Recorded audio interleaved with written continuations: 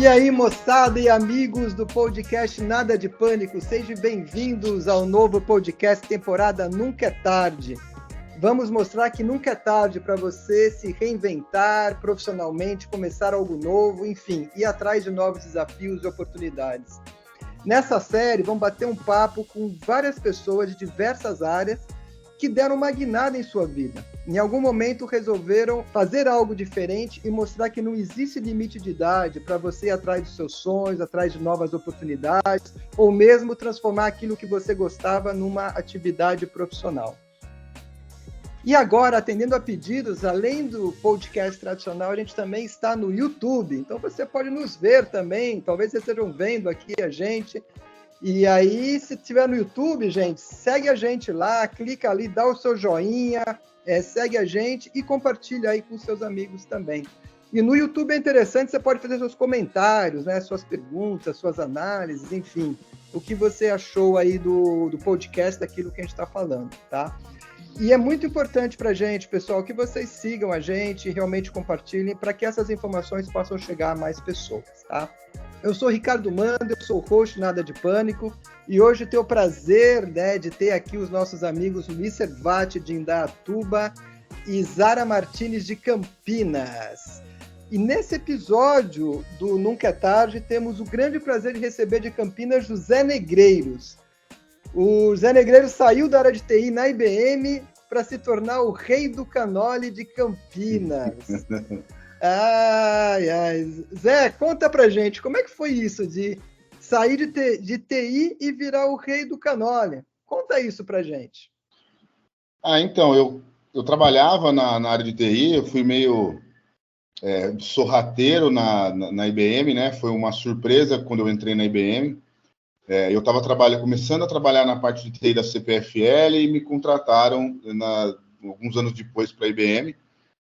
Eu não era originário da TI, né? Eu fui me desenvolver um pouco mais em TI quando eu entrei na IBM, fazendo pós-graduação, coisa e tal, mas eu venho da área de direito, né? Então, assim, já era uma transformação o que eu estava fazendo na IBM.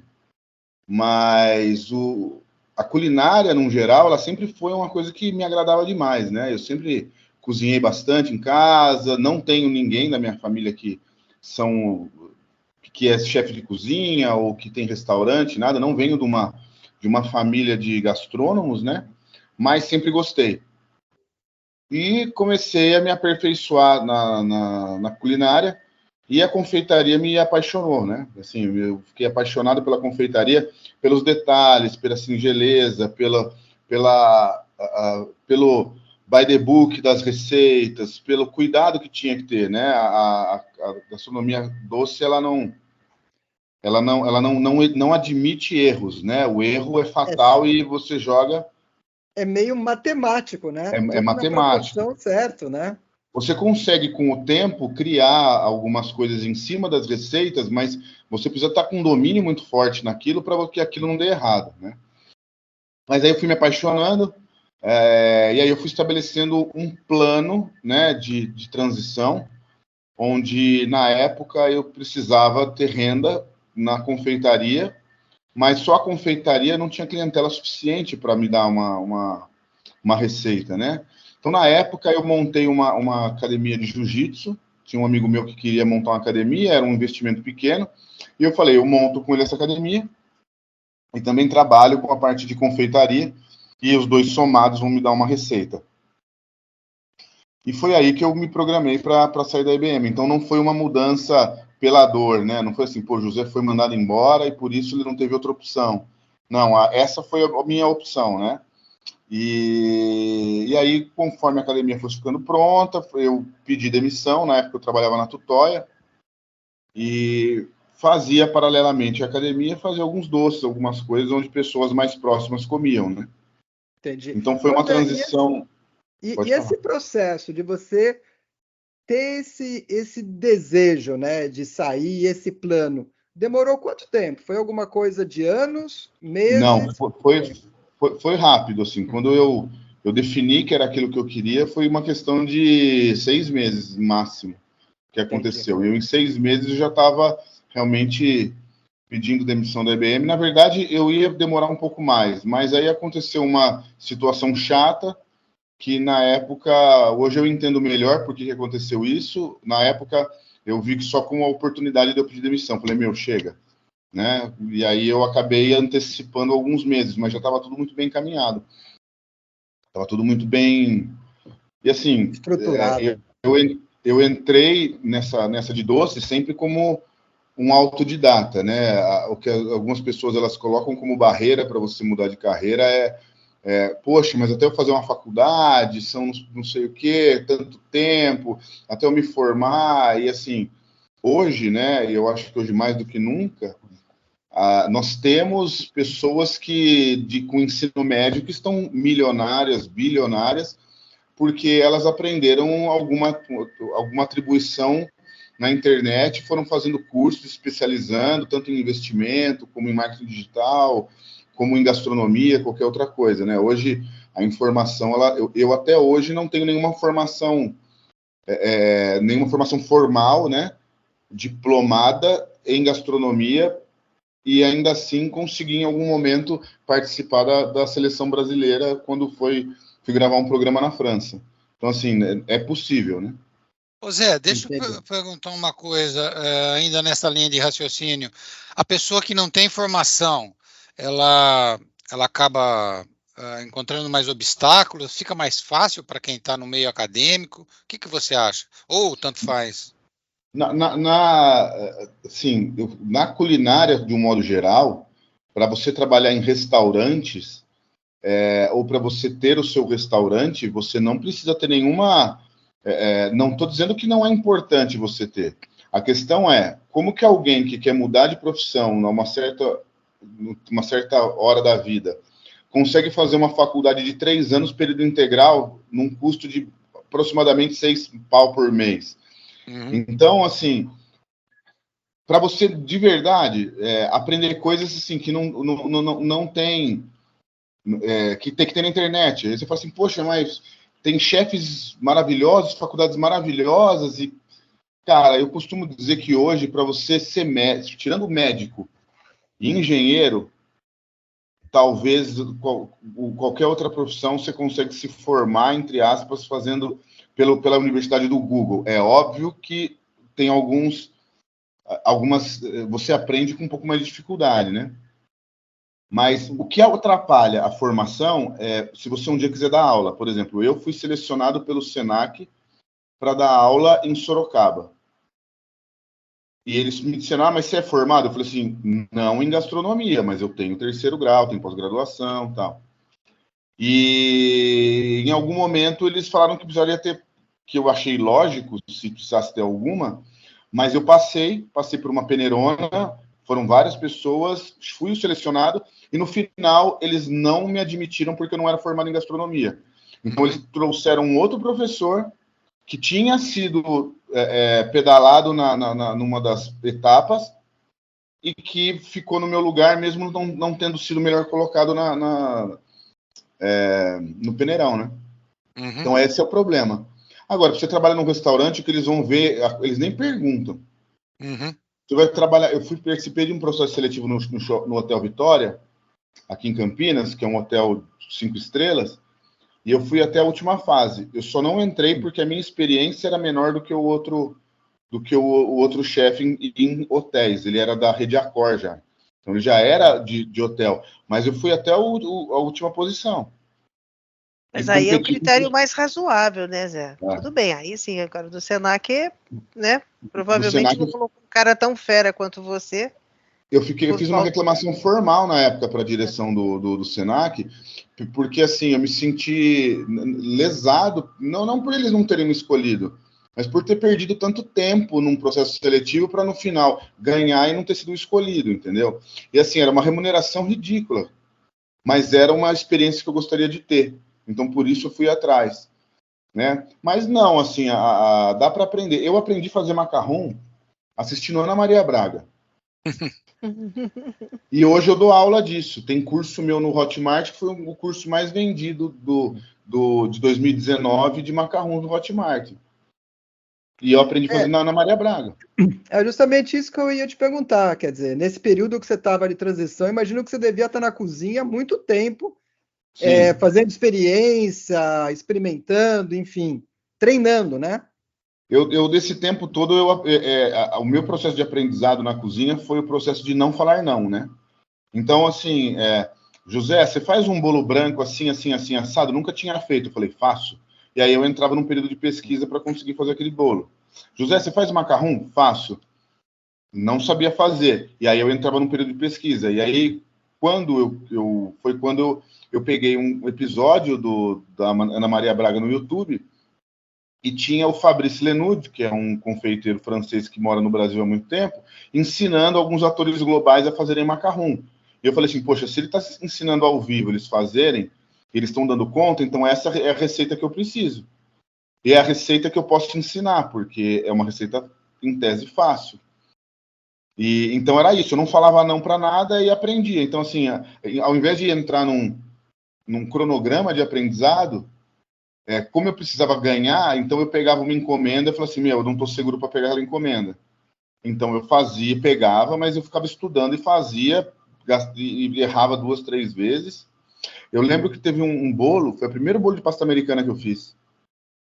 E pasta americana é um negócio chato de trabalhar. Foi para a filha do prefeito de Campinas na época, que tinha uma indicação tal, e eu falei, não, faço. Para ajudar era um bolo quadrado, que é mais difícil ainda, porque a pasta americana ela quebra nas quinas, né? E ele levou 2 bolos, porque eu fiz 5 e 2 deram certo. Aí na hora eu perguntei, qual que você quer escolher? Ainda dei uma você pode escolher o bolo que você quiser. Ela escolheu e eu falei assim, olha, então você está recebendo um outro bolo aqui de cortesia, tal. Ganhei a cliente, né? E por que você escolheu a parte doce da culinária? Porque tanto pela parte artística, eu gosto muito dessa parte artística, né, da parte visual. Não que o salgado não tenha, mas a doce, você tem uma autonomia maior, né? Porque existem elementos e cores mais livres e criativos do que na culinária salgada, né? Por exemplo, você quando faz um prato, tirando a massa de uma torta, ou a coloração de um macarrão, que você pode colocar tinta de polvo para ele ficar negro, alguma coisa nesse sentido, você tem que respeitar a coloração de cada um dos alimentos, né? E na culinária doce, envolve muita transformação.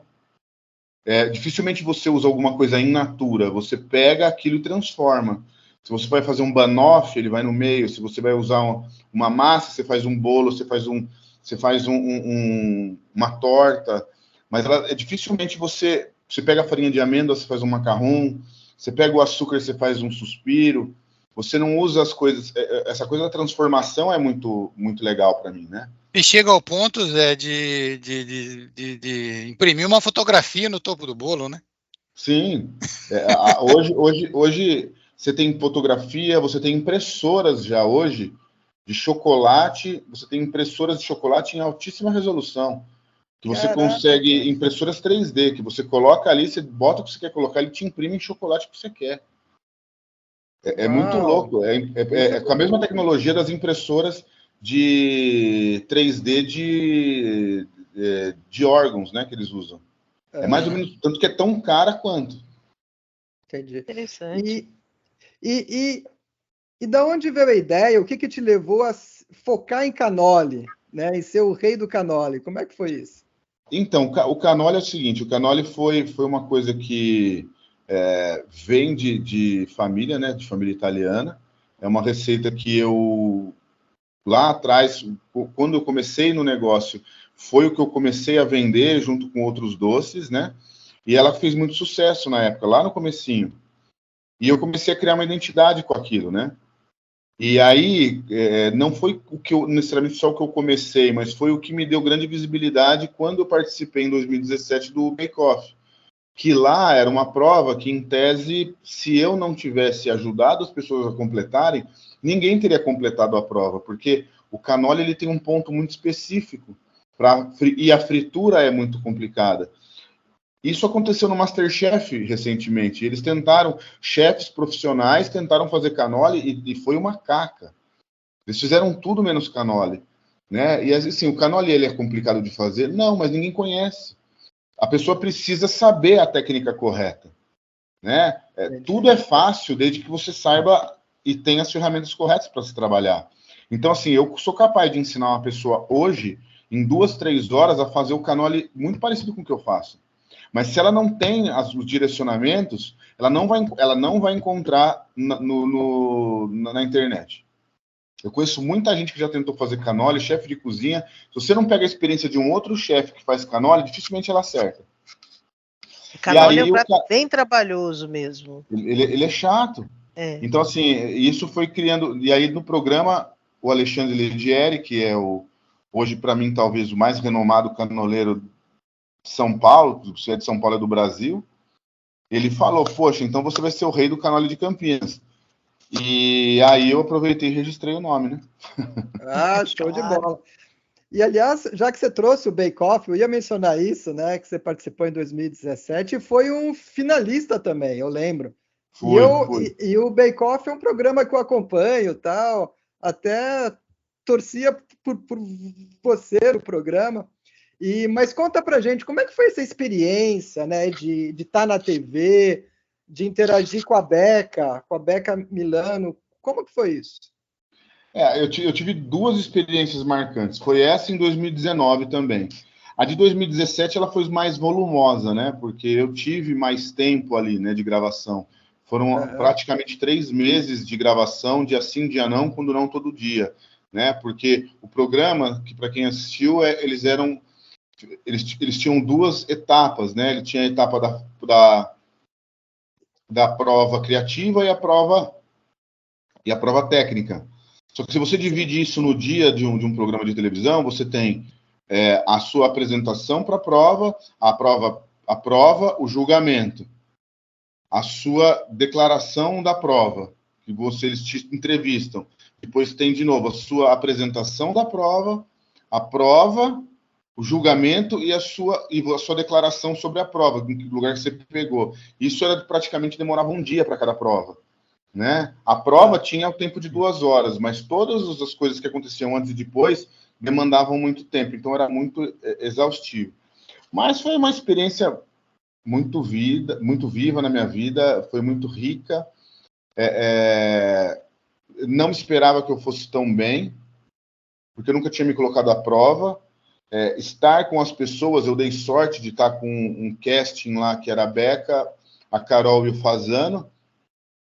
A Becca é uma pessoa sem precedentes, ela é aquela mocinha educada, boazinha, que está ali mesmo, ela é daquele jeito. É um doce, né? Não, e ela teria tudo para não ser, porque, em tese, ela é mulher de do primeiro cara do SBT, né? O Pelégio, que é o marido dela, ele é o primeiro cara do SBT depois da direção do SBT, que eu digo os donos, né? Ele é o diretor-geral de arte, ela é mulher dele, então ela poderia ser uma pessoa... Teria possibilidade de ser uma pessoa arrogante, prepotente, mas não. Tanto ela quanto ele foram pessoas muito queridas lá dentro. Ele era um cara muito educado também. O Fazano, ele fazia um tipo mais arrogantão, aquele jeitão dele e tal. Era um personagem muito bem representado, porque ele é grandão, tal, ele parece, mas no final do dia ele é um paizão, ele é um cara legal também. Tive a oportunidade de encontrar com ele outras vezes, tanto com ele quanto com a Becca. Eles foram incríveis. A Carol Fiorentino, ela é também aquilo que ela aparece na televisão. É uma pessoa comum, né? Apesar de ter a Isabela Fiorentino, a irmã dela, que é uma pessoa que já está num outro nível de celebridade, mas ela também é uma pessoa muito bacana. Gravei com ela depois no canal dela. Sim, foi uma experiência. O SBT é uma emissora muito caseira, assim, no sentido de coração, approach, né? Eles são muito profissionais, mas ao mesmo tempo eles são muito queridos lá. Eu gostei bastante de ter participado, bem legal. E o que fez você querer participar desse programa? Então, foi engraçado. Eu estava um dia almoçando em casa e aí estava eu, na época a Carol, minha esposa, minha ex-esposa hoje, né? Tava a Benedita, que era uma assistente. Ela, Zé, por que você não se inscreve no Bake Off? Eu falei, o que é isso? Porque eu vinha de um mundo que não tinha nada a ver com culinária. E eu sempre estava ligado em luta, essas coisas, e eu aprendia vendo o YouTube e tal. Eu falei, olha, é um programa legal que tem no SBT. Eu comecei a estudar sobre o programa, tal, ver o programa. No dia seguinte, a gente foi almoçar. Eu falei assim, sabe uma coisa? Eu vou me inscrever. Me inscrevi na hora do almoço, assim.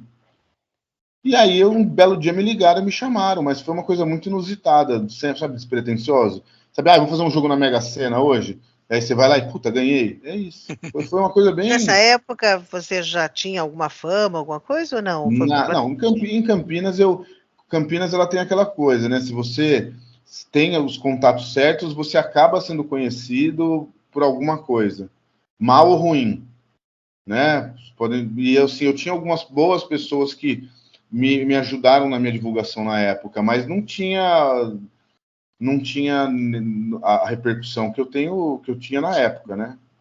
Que eu tive depois do programa. Sem dúvida que o programa mudou muito isso, né? Ah, sim. TV, nossa, te dá uma exposição gigantesca, né? Mudou completamente. E você falou de 2019, qual que foi em 2019? Então, 2019 teve uma edição, todo ano tem um programa que chama Le Meilleur Pâtissier Le Professionnel, que é uma versão, é da mesma franquia do Bake Off.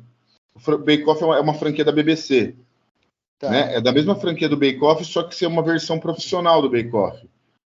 E aí ele tem todo ano na França, né? Onde mas aí são várias equipes de confeitaria que vão. E o Brasil nunca tinha sido qualificado para ela. E aí, em 2019, entre outras equipes, eu estava com uma equipe que era eu, Kik Zavala, que foi o vencedor da Batalha dos Confeiteiros, do Bud, e a Ale Peruso, que era também do Batalha dos Confeiteiros na edição seguinte, e era, acho que, o número 1 do Cordon Blanc, na época. Pô, só fera, hein? E aí juntou e tiveram mais 4 equipes disputando. E a nossa equipe foi a qualificada, né? E eu fiquei muito feliz, porque o Brasil foi a primeira e única vez que o Brasil conseguiu participar desse programa. Na verdade, no ano seguinte já não participou, né? E aí ele chama Choque de Nation, né? São várias equipes do mundo que se chocam com equipes francesas, né? Então você tem são 12 equipes, mais uma que foi a vencedora do ano anterior. Então são 6 equipes francesas contra 6 equipes do mundo. E aí quem passa, os franceses vão combatendo entre si, né? E a gente ganhou os franceses na nossa competição, e depois a gente veio a perder e ficando em 5º lugar. Mas Zé, show, hein? Deixa eu te falar uma coisa, sobre essas experiências que você teve em programas de concurso culinário, tem alguma coisa que nós assistindo, nós o público, a gente vê que vocês tiveram experiência, ganharam fama e tal, mas teve alguma coisa que você aprendeu que a gente não consegue ver? Alguma coisa falou, cara, isso aqui me ajudou a mudar algum rumo da minha vida, isso eu posso fazer, isso eu não faço mais? Então, o que acontece quando você entra num concurso de televisão, você tem uma experiência muito rica com outros confeiteiros de diversas especialidades, né? Isso naturalmente é um ganho, né? Mas eu acho que o principal ponto ali para mim, né? Porque eu acho que cada um foca naquilo que mais pode engrandecer ou ajudar. Eu acho que o grande ponto ali para mim foi a capacidade de superação e entender que algumas metodologias, elas podem ser...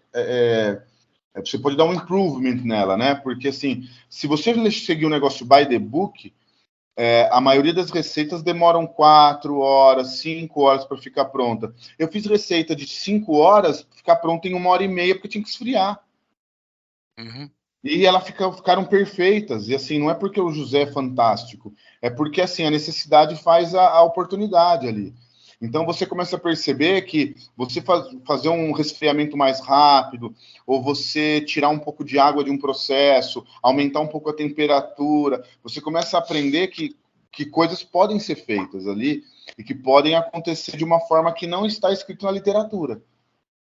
Mas entendeu? Isso você acabava fazendo na hora do concurso, ou é coisa que você testava em casa? Nada, na hora não tinha jeito, porque assim, vamos supor, você pega um bolo, teve uma prova, que foi uma prova que você tinha que fazer uma cesta de pão de massa morta.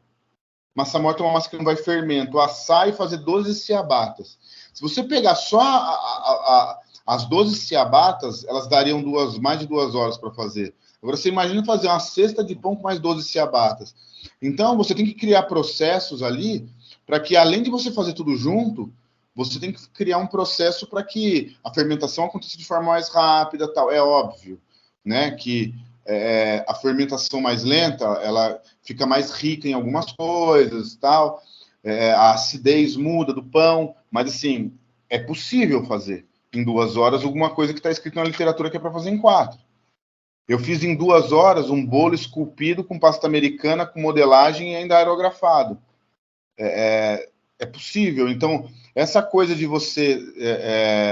você começa a criar... eu acho que eu virei profissional naquele momento, nesse programa.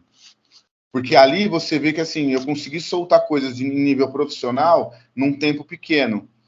Já teve uma prova que eu errei. Eu já tinha passado 45 minutos da prova, eu tive que 1h15 para refazer. Ficou perfeito? Não ficou perfeito, mas saiu. Se eu tivesse um pouco mais de experiência, teria ficado perfeito em 1h15. Uhum. Então, essa coisa da pegada do negócio te torna mais maduro na cozinha. E você começa a ficar mais frio, né? Eu percebi que eu era um cara muito frio ali. Eu conseguia domar muito bem as minhas emoções, diferente de outras pessoas que começavam a chorar. Eu jogava tudo fora, falava assim, me traz tudo de novo e vamos embora. Foco, né? Foco total. Eu percebi que eu me foco muito mais em situação de estresse. E daí vem a minha pergunta. Você acha que isso tem uma influência do seu background de trabalhar na área de TI? Mas eu não tenho a menor dúvida. Fez toda a diferença. Não só da área de TI, mas assim, trabalhar em empresas multinacionais, empresas que têm um cerne de liderança e de carreira, cargos, subordinação. Isso é muito foda. A maioria das pessoas que estavam ali eram pessoas ou mais novas, ou as que eram mais velhas que estavam lá, eram pessoas que vinham de uma formação muito caseira, assim, né? Formações. Ninguém ali era o único que já tinha trabalhado numa multinacional, ou que vinha de uma carreira executiva, uma carreira empresarial, trabalhando em cargos de empresa. E esse tipo de pressão que, por exemplo, se tem na IBM, e eu principalmente na minha segunda fase da IBM, que foi na Tutóia, onde eu trabalhava em loco com o staff, né? Eu tinha a minha gerente, a minha executiva, e eu trabalhava com... era Resolution Owner, né? Trabalhei só com complaints, né? Eu tinha reunião com VP de VP financeiro, tinha reunião na época com o Patrício, com o Ked, com o Pellegrini na época, para fazer comitê executivo, e eu era um Resolution Owner, tirava 4 contos no mês, sentava com um cara que ganhava 150, que mandava na empresa na porra toda, e aí, porra, esse tipo de pressão que você tem, a hora que você chega num bake-off e tem um problema de um bolo que solou, você fala, meu... Né, what the fuck? Que é isso, cara? Fichinha, né? Eu tava mexendo com processos de 5, 10, 15 milhões na mão, que eu tinha que saber quem que era o cara que dava problema e tal, e tinha que resolver a história. Então, assim, resumindo, o background de empresa multinacional, ele te forja no inferno mesmo, assim, para você ir para esse lugar. Na hora que você chega nessas coisas, eu via que as pessoas se desesperavam por coisas que eu ria. E não é porque eu era futidão, é porque eu tinha sido forjado mesmo na fornalha. Enquanto eles tinham sido forjados na cremogema, é diferente. E quando você trabalhou, quando nós trabalhamos juntos, você trabalhou com gerenciamento de projetos, né? A impressão que eu tenho é que a execução de um bolo, estou sendo simplista, tá? É um projeto, né, Zé? Você conseguia trazer aquelas coisas do PMI, lembra dessa sigla aí? Você conseguia trazer para o mundo... Mas total, sem querer, trazia, porque tem um princípio no projeto, né, que quem tem um não tem nenhum, né? Que assim, se você não tem uma deduplicação, se você tem um, você sempre precisa ter uma deduplicação de alguma coisa, porque se você perdeu aquilo lá, você não vai para frente, né? Então, assim, tudo que eu fazia... A redundância, né? A redundância e a deduplicação, para mim, era tudo ali. Eu trabalhei muito com Tivoli na época também, lá na IBM e na Tutóia, e trabalhava com a parte de segurança, então isso mais ainda, né? E aí, quando eu levava para o bolo, por exemplo, eu jamais fazia um bolo, isso estou falando na vida real mesmo, né? Não estou falando nem no bake-off. Eu jamais fazia um bolo se eu não tivesse ingrediente para fazer 2. Primeira coisa. E eu estou falando 2 por quê? Porque nem todo bolo é de brigadeiro, tem bolo que é de creme de pistache. Você não fica comprando pistache para fazer 6 bolos, né?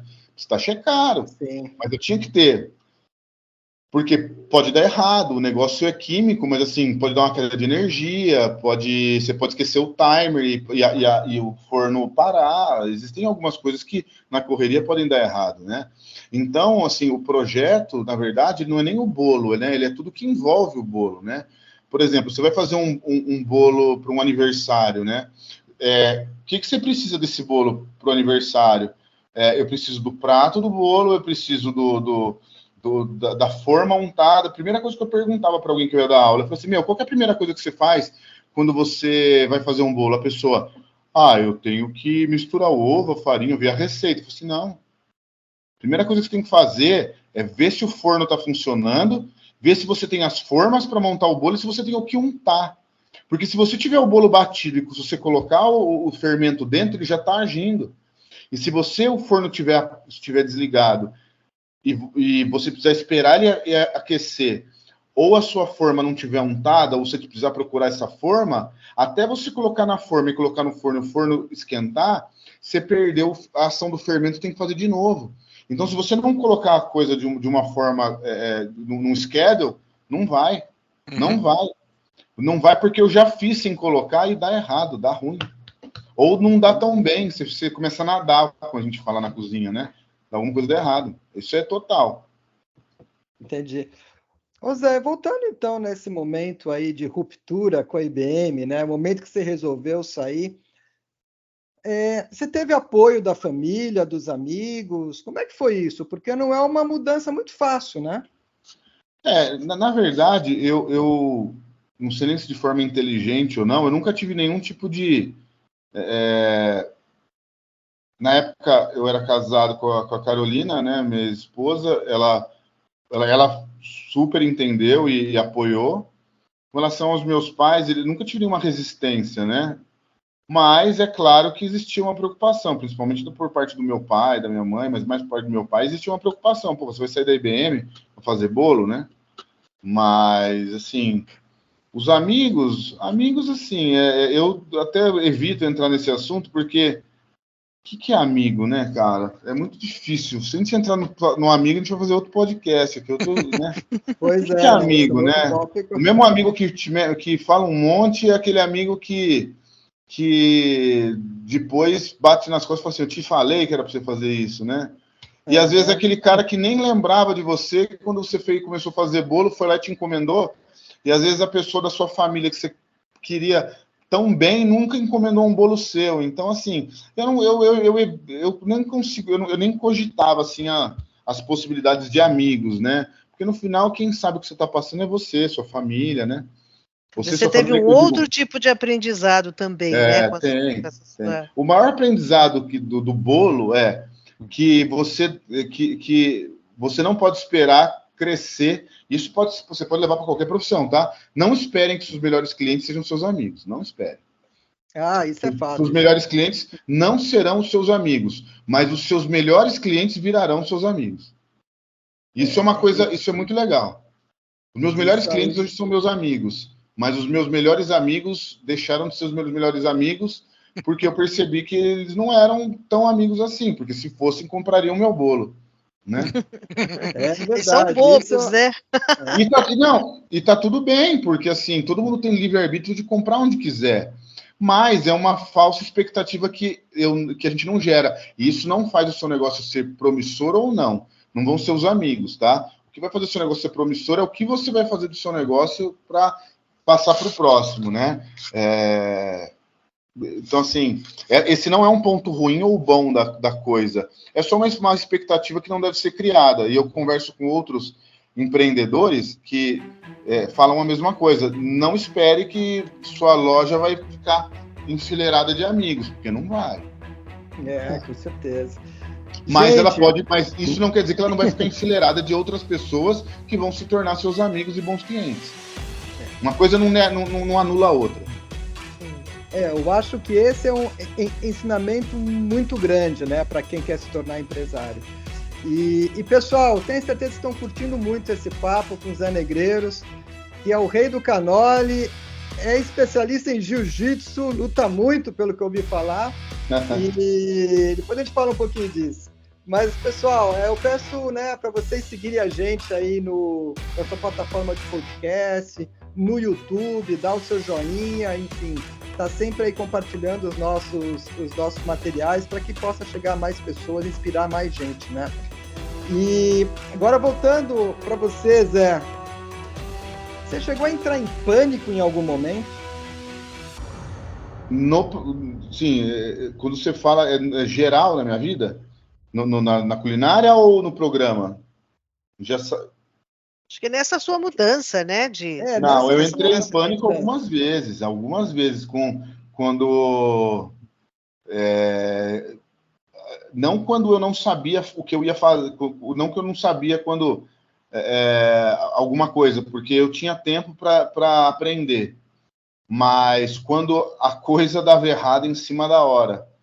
Já aconteceu de eu entregar bolo e aconteceram 2 vezes de eu entregar bolo e o bolo cair no chão, pau. E aí? Caraca! Isso dá. Um dos motivos pelo qual hoje bolo de casamento é uma coisa que eu só faço se for uma coisa muito bem paga, para eu poder estar cercado de pormenores que não vão me dar desespero, porque assim, uma coisa é você, vamos supor, a Zara quer fazer um aniversário, ela pegou um bolo de abacaxi com coco e cai no chão, eu ligo assim, Zara, me perdoa, seu bolo de abacaxi com coco caiu, eu vou passar em algum lugar e vou comprar um bolo para você, porque eu não tenho como refazer. Você vai fazer um churrasco? O bolo vai estar lá. A expectativa da Zara era o bolo de abacaxi com coco. Mas se eu colocar um bolo de morango com suspiro, os convidados não vão estar nem aí. E a Zara vai ficar chateada, obviamente, mas o aniversário dela vai acontecer. Agora, você imagina uma mulher de um casamento pedir um bolo de 5 andares, 6 andares, nossa, que provavelmente vai se casar uma única vez na vida dela. E aí você chega lá e vai dar uma festa só, né? O bolo de casamento não vai chegar. Entendeu? Então, assim, esse tipo de estresse, ele tem que estar muito bem pago para você poder ter uma infraestrutura para repor esse bolo em pouquíssimo tempo, né? Ou para ter um transporte muito seguro, uma coisa muito consistente. Mas dá uns desesperos, sim, meu. Dá uns desesperos. Mas o bolo de 5 andares não chegou, você nunca ficou na mão com... Não, esse não, porque esse eu nem levava inteiro, eu tinha uma sistemática de levar no bolo no máximo até 2 andares. Os outros eu levava em caixa e montava no local. Para não correr o risco da torre do alicerce não ceder. Entendi. Imagina. E um ponto que eu penso muito, né, no mundo empresarial, a gente acabou de passar por uma pandemia. Como é que foi você nesse período, né? Porque eu imagino que o teu trabalho é por encomenda, tal, para eventos, e isso deve ter diminuído bastante, né? Como é que foi essa fase? Então, a pandemia foi assim, realmente ela foi implacável, né? Para quem trabalha na minha área, foi implacável. A gente costuma dizer que o pessoal da área de confeitaria e os donos de bufês, a gente tinha um grupo no Instagram que chamavam os Invisíveis. Por quê? Porque a classe média ou classe média alta, que dependia dos eventos, ela não estava inserida nem na classe paupérrima, que ganhava os auxílios do governo, que de alguma forma sobreviviam com aquilo, que conseguiam sobreviver com o auxílio de governo, e nem com a classe empresarial rica, que conseguia fazer os empréstimos do governo, né? Os empréstimos do governo, eles saíam, mas eles só saíam acima de 300 mil reais. Então, assim, tinha uma outra pessoa que conseguia menos que isso, tinha, mas em tese, quando você ia pedir, era acima de 300 mil reais. O negócio foi feito só para quem já tem bala na agulha conseguir, para alavancar quem já tinha dinheiro. Então, esse filão da sociedade que não tinha, como que eu pego um empréstimo de 300 mil? Como que eu resguardo? Como a garantia que eu dou? Né? Se você não tem, para você fazer um empréstimo de 300 mil reais, você precisa ter no mínimo 1 milhão em patrimônio para resguardar, né? Ou meio milhão, se fosse muito bonzinho. Se você não tem 1 milhão em patrimônio, você não consegue, né? E no meu caso, patrimônio líquido, não estou falando de apartamento financiado, nem de carro. Sim. Então, se você não tem naquele momento, e muitas pessoas não tinham, porque inclusive tinham usado o apartamento para refinanciar, para poder injetar dinheiro no negócio, não tinham isso. E aí nós ficamos totalmente desamparados, entendeu? Isso foi a zero. Eu passei por maus bocados, porque eu tive que mudar completamente a minha direção, eu comecei a prestar consultoria, eu me especializei na parte de delivery, comecei a ir para algumas empresas, desenvolver alguns produtos, e as empresas também estavam com uma queda na receita. E essas empresas começaram a não pagar, aí eu mudava para outra empresa, na consultoria, não pagava. Então, numa dessa, eu mesmo trabalhando, às vezes a gente não recebia. Então foi implacável, né? Eu passei por momentos muito complicados. Hoje eu digo que eu estou me reerguendo. Graças a Deus as coisas estão, talvez não na velocidade que eu gostaria, mas estão acontecendo. Mas a pandemia, obviamente, nessa minha área foi implacável. Não tem como fazer, não tem o que fazer. Quem tinha lastro financeiro gastou, quem não tinha quebrou. Eu não cheguei a quebrar porque a minha infraestrutura era muito enxuta e eu consegui, de uma forma ou outra, óbvio, com a ajuda de família também, a gente vai sobrevivendo, mas foi implacável. Agora é que eu começo a enxergar de novo aí o horizonte e as coisas estão começando a melhorar, mas nós estamos falando aí de 6 meses para cá. Mas foi implacável. Não foi comigo, né? Foi com todo mundo. Não tem o que fazer, né? Mas, e aí a pergunta, né? Mas você se arrepende de ter mudado de área de atuação? Você essa pergunta, ter dado essa virada na sua vida? Essa pergunta, ela, assim, não me arrependo, mas ela é bem filosófica. Eu acho que, assim, não é para qualquer um, tá? Não é para qualquer um. Foi criado na Cremogema, fica quieto. Não muda. Porque não é para qualquer um. É pesado. Quem acha que trabalha menos não trabalha mais. Mas você tem a possibilidade de criar aí uma liberdade, tanto de atividades no dia a dia como financeira, que talvez não seja possível dentro de uma empresa. Mas a pessoa precisa fazer uma autoavaliação para saber se está preparada para isso. Porque, assim, a não ser que a pessoa seja herdeira, mas se a pessoa for na raça, não é fácil. Não é para qualquer um. O cara precisa ser forjado na fornalha. Se não, não é. E eu estou falando assim, na cozinha, pelo menos. É árduo, eu não me arrependo. Mas uma pessoa diferente de mim, na mesma condição, nas condições que eu passei, poderia estar hoje em depressão, desesperado. Você fala assim, mas você está fudido. Não é essa questão. É porque nem todo mundo tem sangue frio para abrir uma confeitaria e chegar um cliente e falar assim, tava horrível o seu bolo. Não leva pro pessoal, acontece. Bora fazer o próximo.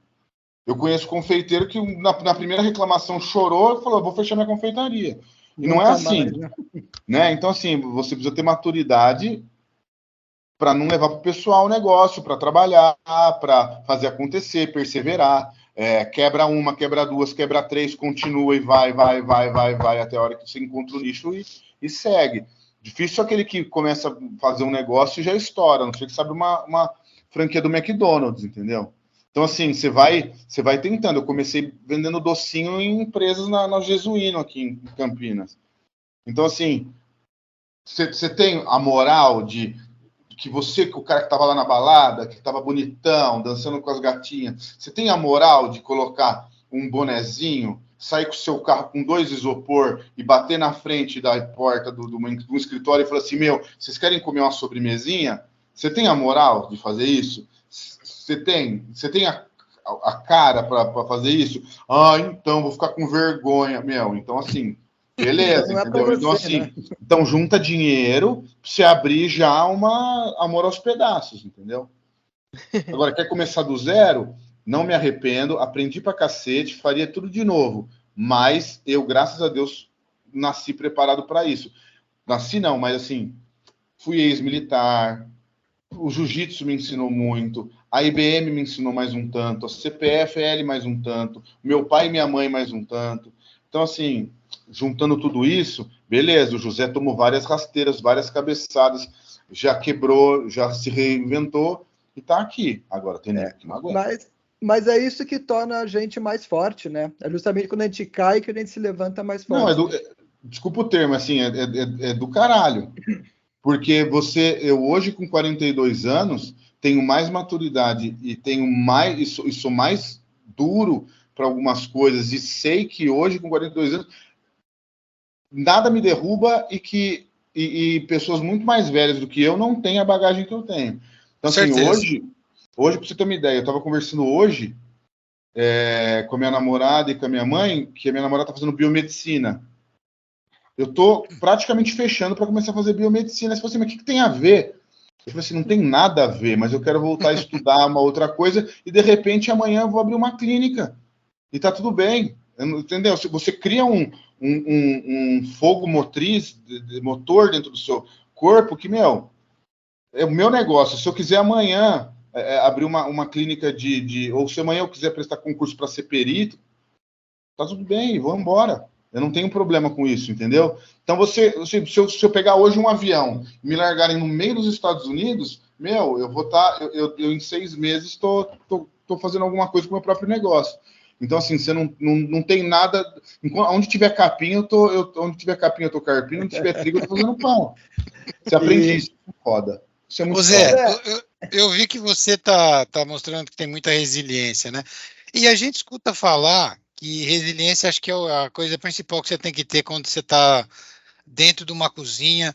Então, o que a gente escuta é pela imprensa, às vezes, mas assim, a gente sabe que o ambiente da porta, daquela porta de vai e vem para trás, é um ambiente de prazo curto e não pode errar, né? Essa história de que a cobrança é pesada demais, o ambiente é pesado, você escutou falar disso algumas vezes nas cozinhas? A cozinha tem uma diferença. A cozinha quente, que é a cozinha do salgado, ela tende a ser mais pesada, porque ela é um ambiente hostil, né? É um ambiente acima de 40 graus, com você com doma, nós estamos falando de 45, 50 graus com doma, com pessoas que as ferramentas são cortantes, são facas, né? Então, assim, você imagina você ficar 8 horas dentro de uma cozinha a 50 graus, e aí chega um chefe francês e te dá um tapa na cabeça e fala, Ale, vai rápido. Então, assim, é um ambiente hostil, o ambiente da cozinha quente. Principalmente quando se fala de francês, porque o francês ele é muito tradicionalista e ele não tem algumas coisas na cozinha que hoje em dia, na cozinha moderna, a gente tem. Mas isso está cada dia menor, porque as pessoas... primeiro porque os cozinheiros hoje são muito mais melindrosos, né? Hoje, qualquer coisinha ele chora e vai embora. Então, assim, se o cara for assim... Não é o Zé Negreiro. Não, e assim, não fazem mais gente assim. Então, assim, e também não é o ambiente... Se você trata hostilidade com violência, o negócio fica pior. Então, assim, as cozinhas hoje são mais claras, são mais limpas, são mais bem refrigeradas, os chefes hoje são mais amenos, mesmo os franceses. Então, assim, sempre foi um ambiente muito hostil e é muito complicado. Se faz mágica, né? Às vezes você pega num ambiente assim de 10 metros quadrados, tem 20 negros trabalhando, você fala, como é que pode?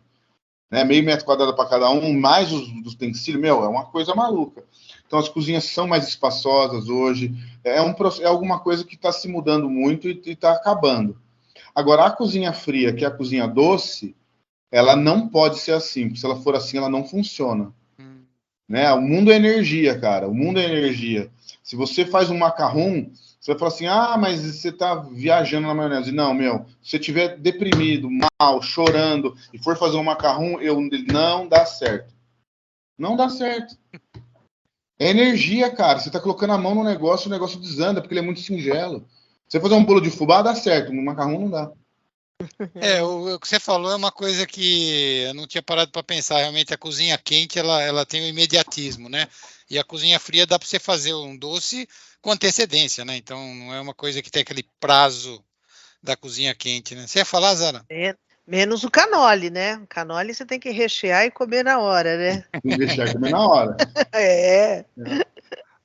Ô Zé, e em cima disso tudo, como é que você se vê daqui a 10 anos? Você para pensar nisso? Cara,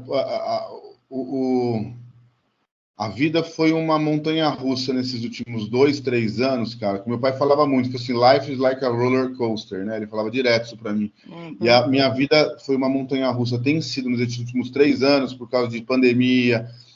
Eu passei por divórcio, coisas pessoais, que eu nem tento me ver daqui a 10 anos. Eu hoje me aproximei muito de Deus, assim, sabe?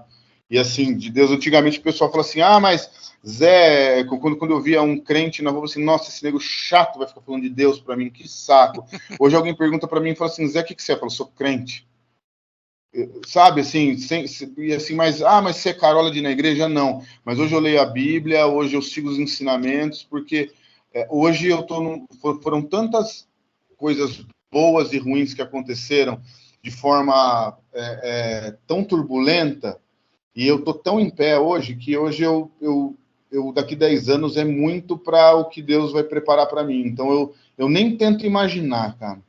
Eu peço direcionamento só, e que ele vai me levando. Porque a expectativa, né? 2 coisas que fazem a gente sofrer na vida: expectativa e comparação, né? Se você não tem uma falsa expectativa e se você não se compara com os outros, dificilmente você fica triste. Né? A não ser que você tenha algum problema de depressão, alguma coisa, que é ok. Mas fora isso, se você não tem uma falsa expectativa e se você não tenta comparar sua vida com a dos outros,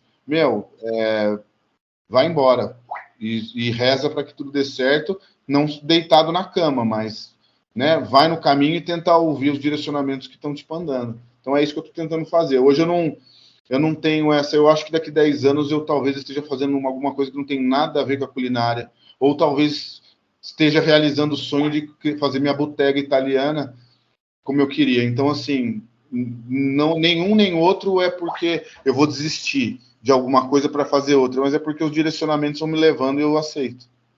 Entendi. Aliás, minha próxima pergunta você já começou a responder, né? Quais são os seus sonhos?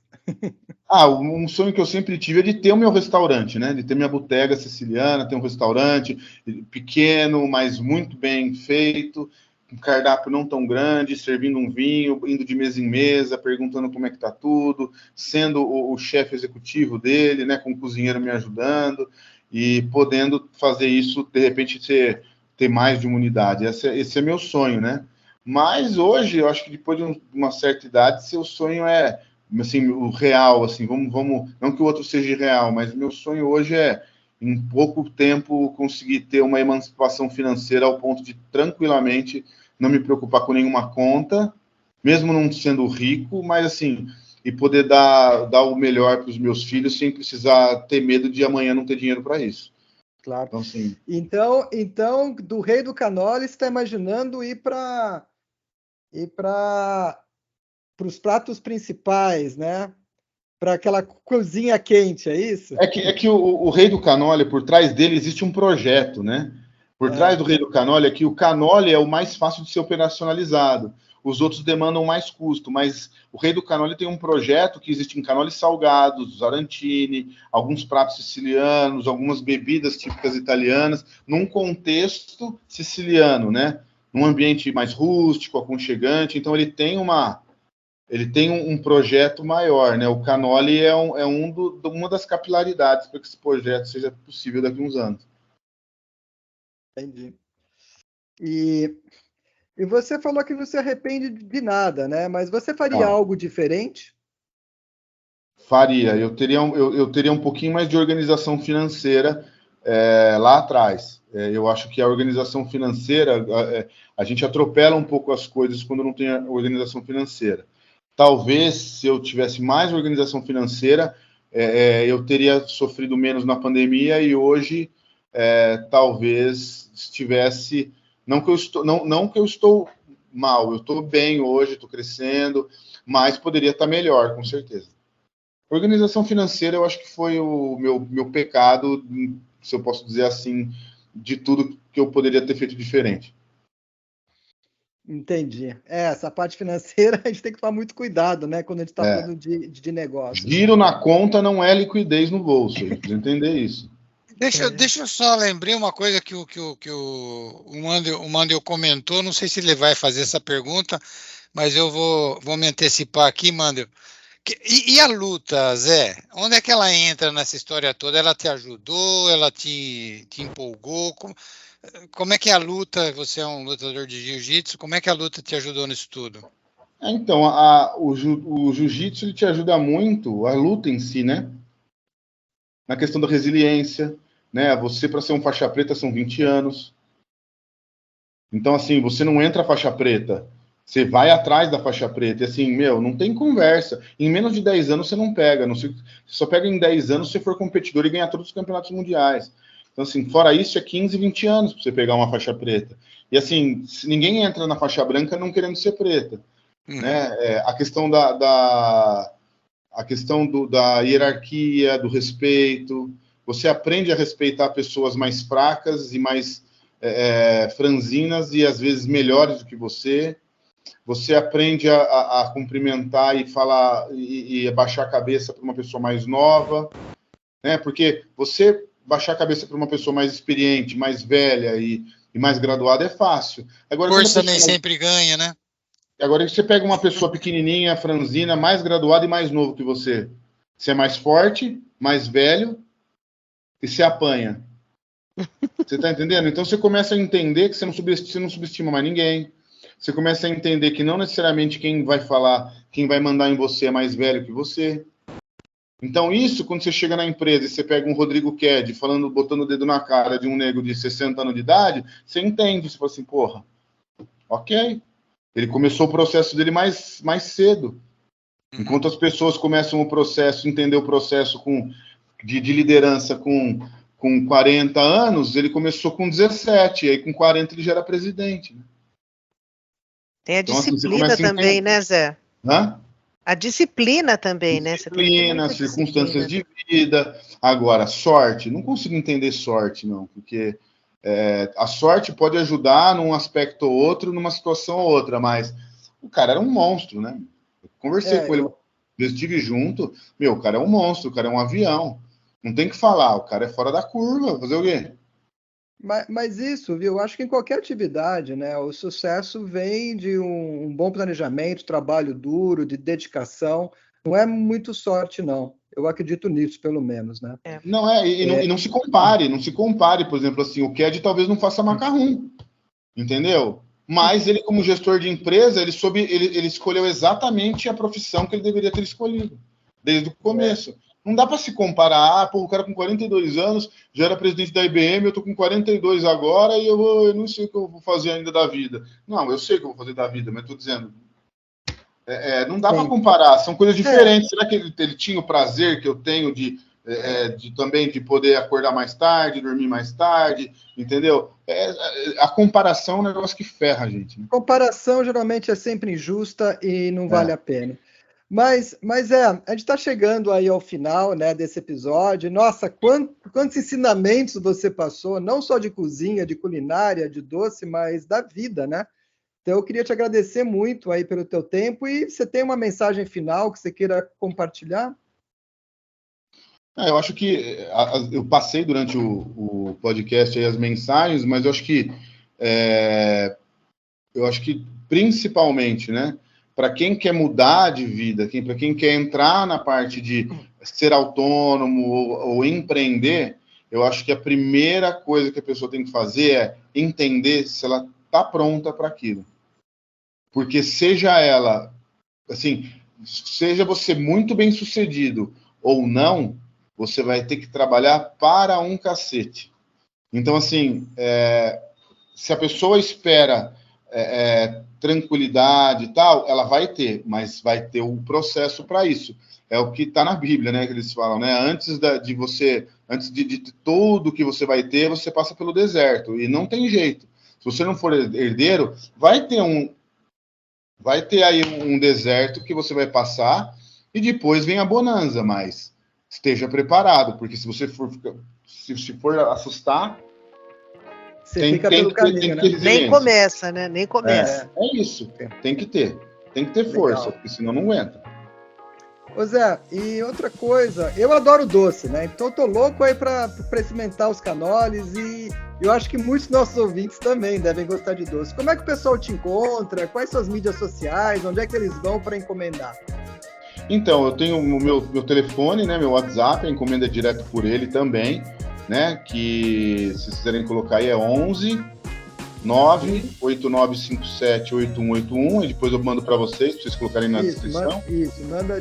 E meu Instagram é @chef com F mudo José Negreiros. Lá eles encontram um pouquinho do meu trabalho e podem me chamar no direct também. Ai, que show, muito bom. Legal, Zé. Então eu queria te agradecer muito aí pelo teu tempo. Foi um prazer aí ter esse papo com você. E agradecer também a participação do Luiz Servati, da Zara. Muito bom esse papo, essa conversa. Foi muito bom. Legal. Obrigado pela oportunidade aí. Foi um grande prazer. E lembrando aí, pessoal, que o Nada de Pânico, né, ele é produzido por um time formado por profissionais sênior, justamente com o objetivo de compartilhar conhecimento, ideias, enfim, de mostrar que nunca é tarde para você realmente ir atrás aí de novas oportunidades, novos negócios, mas principalmente realizar os seus sonhos. E dessa forma terminamos hoje o episódio do Nada de Pânico. E você que nos segue, muito legal, compartilha aí com seus amigos, agora pelo YouTube, pelos podcasts. E fique à vontade também de seguir a gente no nosso Instagram, o Nada de Pânico Team, e a nossa página no LinkedIn, Nada de Pânico. Então é isso aí. Um grande abraço a todos e vamos de nunca é tarde. Afinal, a vida é repleta de oportunidades. Tchau, pessoal. Obrigado, gente. Valeu. Tchau, Zé. Valeu. Obrigado, hein?